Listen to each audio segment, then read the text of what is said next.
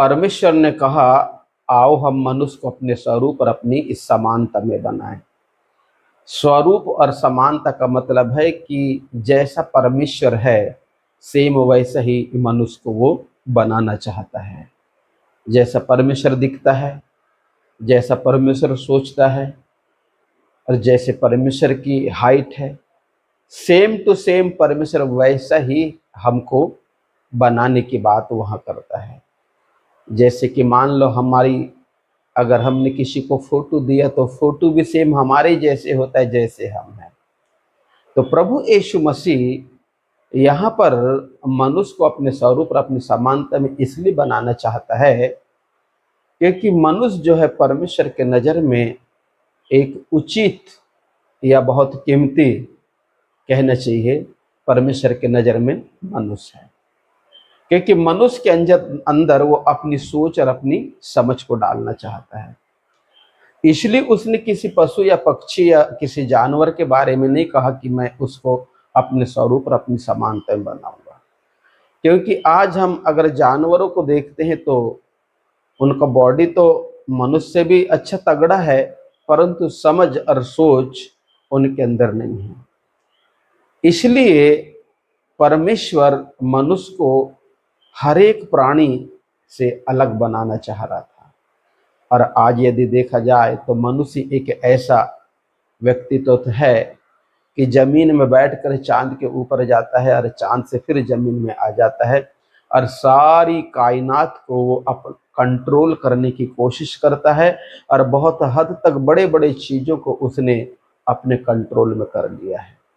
तो उसका एक ही कारण है कि परमेश्वर ने उसको अपने स्वरूप और अपनी समानता में बनाया है, जिसके चलते आज मनुष्य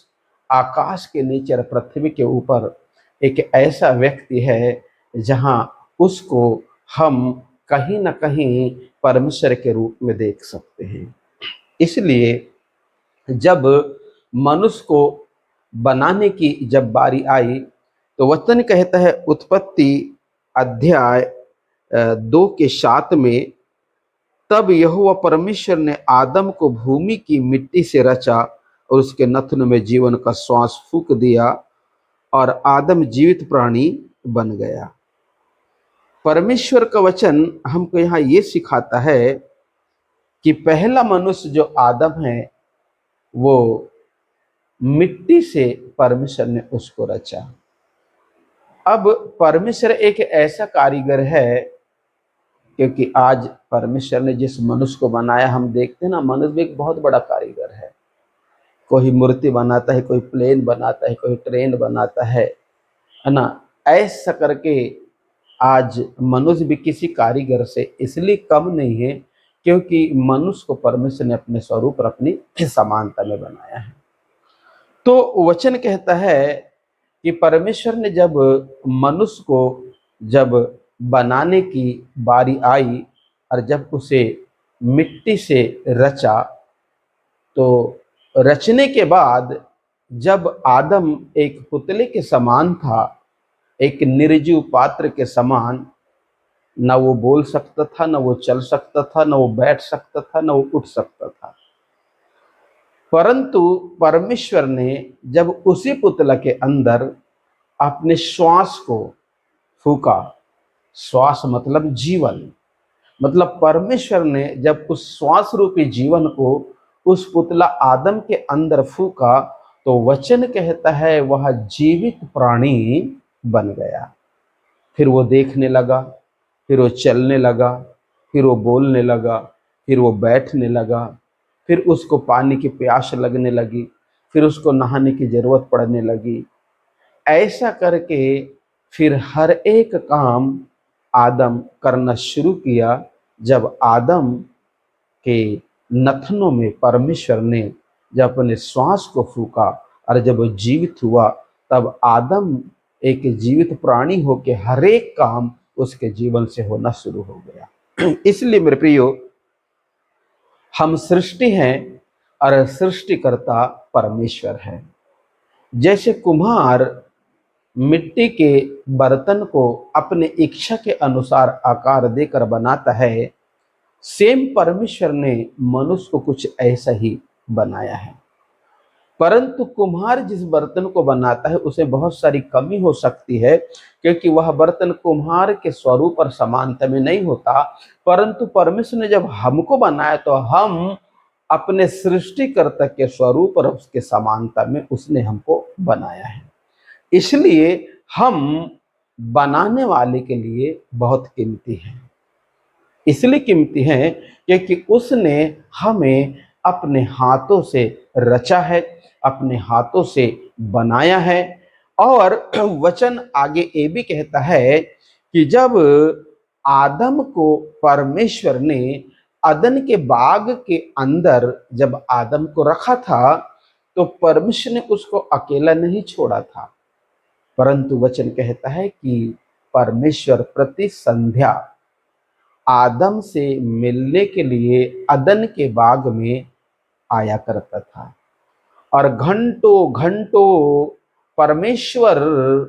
आदम के साथ बैठकर वहां बातचीत करता था, और घंटों घंटों आदम परमेश्वर के मुख से निकलने वाले उन बातों को अर्थात वचनों को आदम सुनता था।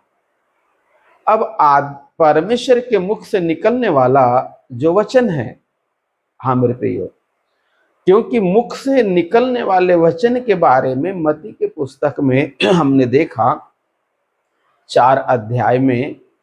कि जब शैतान ने मसीह से कहा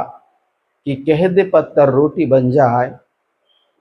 तो परमेश्वर प्रभु यीशु ने कहा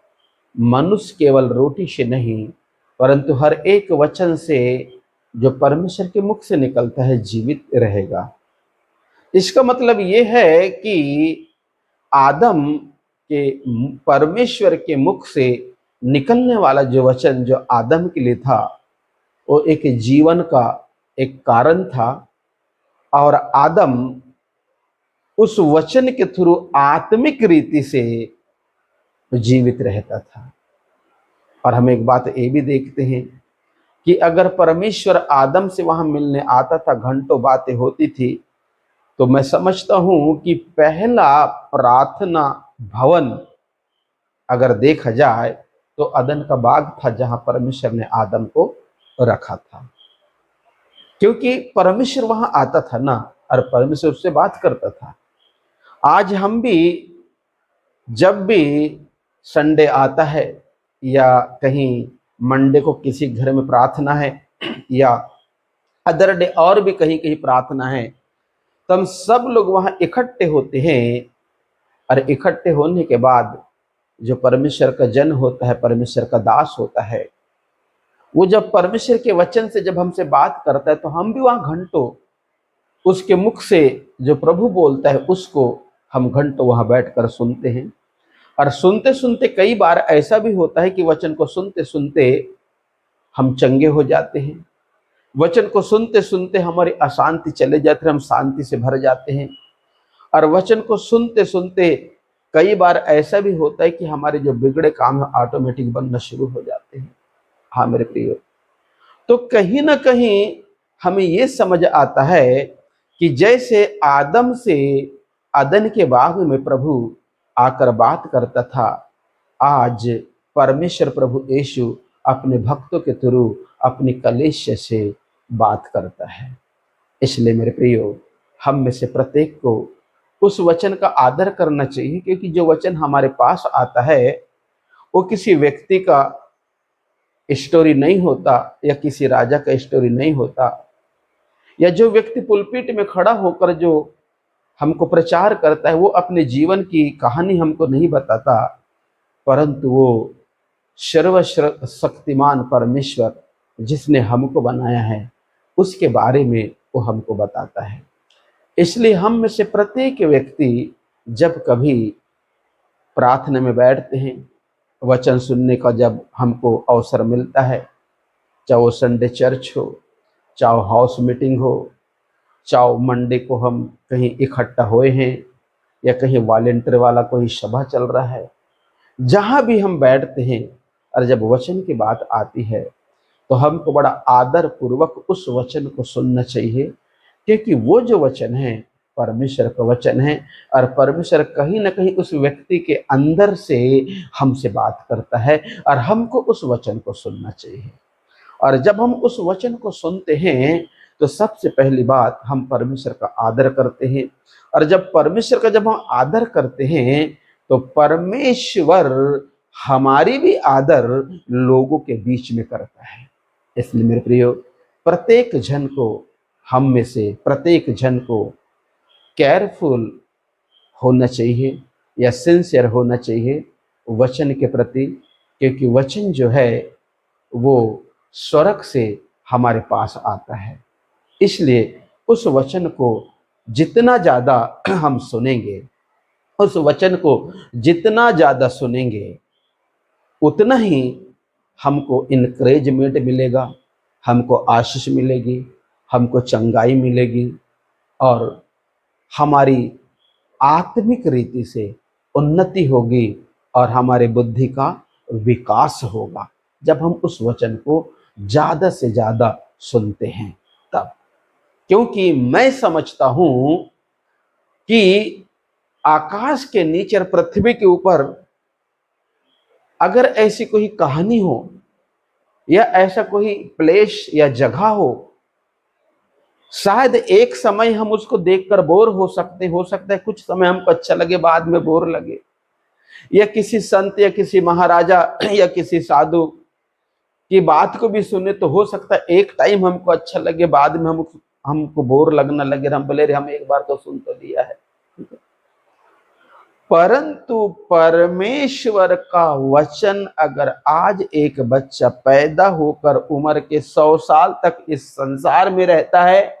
और 100 साल तक उम्र से 1 से लेकर 100 साल तक भी अगर उस वचन को सुनता है तो कभी बोर नहीं हो सकता, क्योंकि परमेश्वर का जो वचन है वो आकाश के नीचे पृथ्वी के ऊपर किसी व्यक्ति की कहानी या स्टोरी नहीं, परंतु वह वचन स्वर्ग से उतर कर हमारे पास आता है और वचन